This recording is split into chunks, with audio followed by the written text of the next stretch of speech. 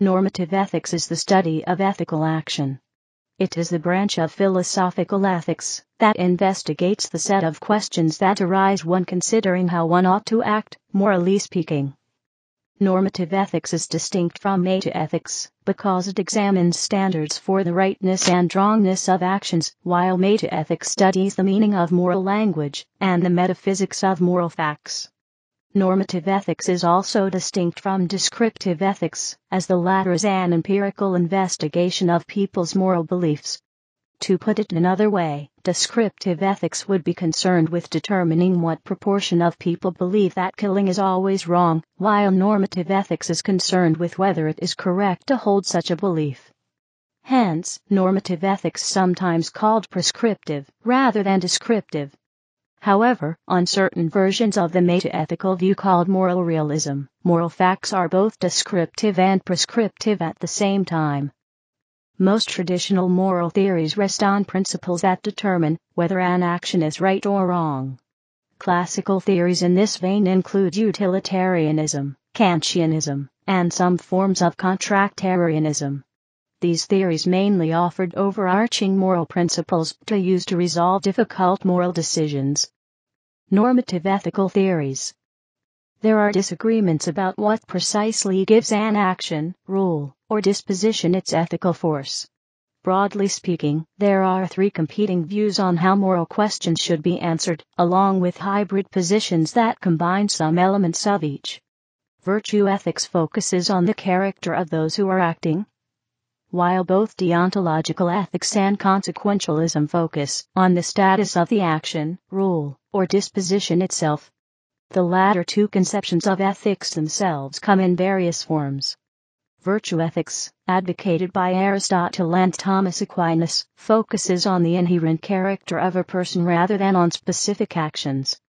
There has been a significant revival of virtue ethics in the past half-century, through the work of such philosophers as G.E.M. Anscombe, Philippe Foot, Alistair MacIntyre, Mortimer J. Adler, Jacques Maritain, Yves Simon, and Rosalind Hursthouse. Deontology argues that decisions should be made considering the factors of one's duties and others' rights. Some deontological theories include Immanuel Kant's categorical imperative, which roots morality in humanity's rational capacity and asserts certain inviolable moral laws. The contractualism of John Rawls, which holds that the moral acts are those that we would all agree to if we were unbiased. Natural rights theories, such that of John Locke or Robert Nozick, which hold that human beings have absolute, natural rights. Consequentialism, teleology, argues that the morality of an action is contingent on the action's outcome or result. Consequentialist theories, differing in what they consider valuable, axiology, include utilitarianism, which holds that an action is right if it leads to the most happiness for the greatest number of people.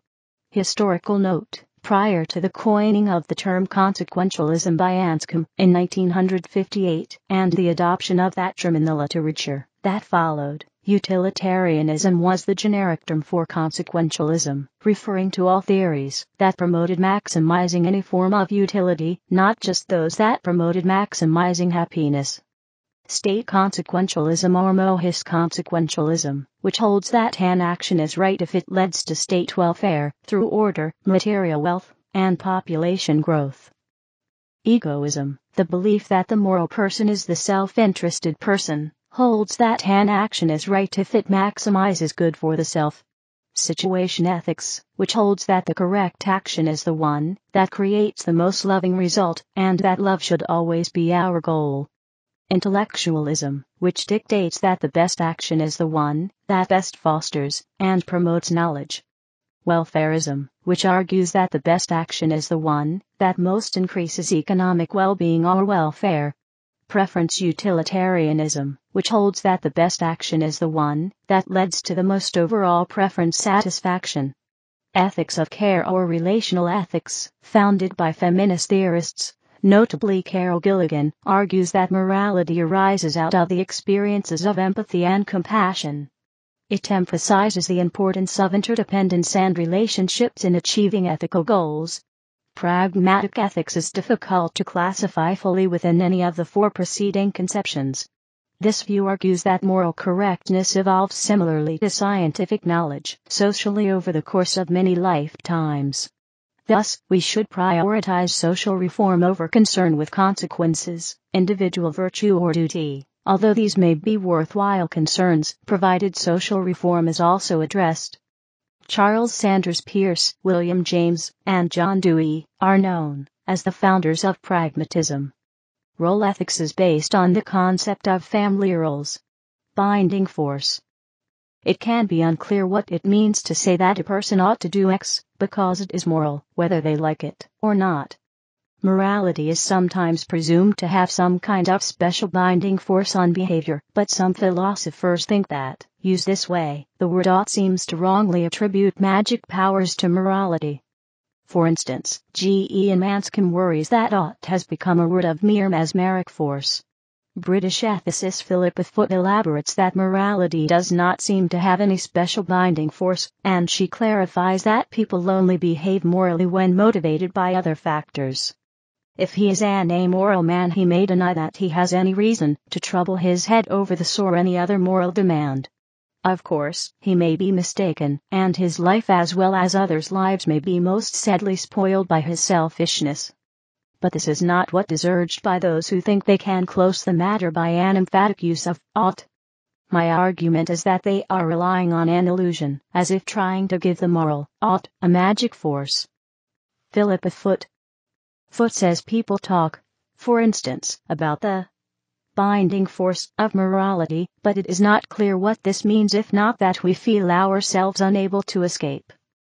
The idea is that, faced with an opportunity to steal a book, because we can get away with it, moral obligation itself has no power to stop us unless we feel an obligation. Morality may therefore have no binding force beyond regular human motivations, and people must be motivated to behave morally. The question then arises, what role does reason play in motivating moral behavior? Motivating morality. See also causes of good behavior. The categorical imperative perspective suggests that proper reason always leads to particular moral behavior. As mentioned above, Foot instead believes that humans are actually motivated by desires. Proper reason, on this view, allows humans to discover actions that get them what they want, i.e., hypothetical imperatives, not necessarily actions that are moral. Social structure and motivation can make morality binding in a sense, but only because it makes moral norms feel inescapable, according to Foot. John Stuart Mill adds that external pressures, to please others for instance, also influence this felt binding force, which he calls human conscience. Mill says that humans must first reason about what is moral, then try to bring the feelings of our conscience in line with our reason. At the same time, Mill says that a good moral system, in his case, utilitarianism, ultimately appeals to aspects of human nature which must themselves be nurtured during upbringing. Mill explains. This firm foundation is that of the social feelings of mankind, the desire to be in unity with our fellow creatures, which is already a powerful principle in human nature, and happily one of those which tend to become stronger, even without express inculcation, from the influences of advancing civilization. Mill thus believes that it is important to appreciate that it is feelings that drive moral behavior, but also that they may not be present in some people, e.g., psychopaths. Mill goes on to describe factors that help ensure people develop a conscience and behave morally, and thinkers like Joseph de Leiden describe how societies can use science to figure out how to make people more likely to be good.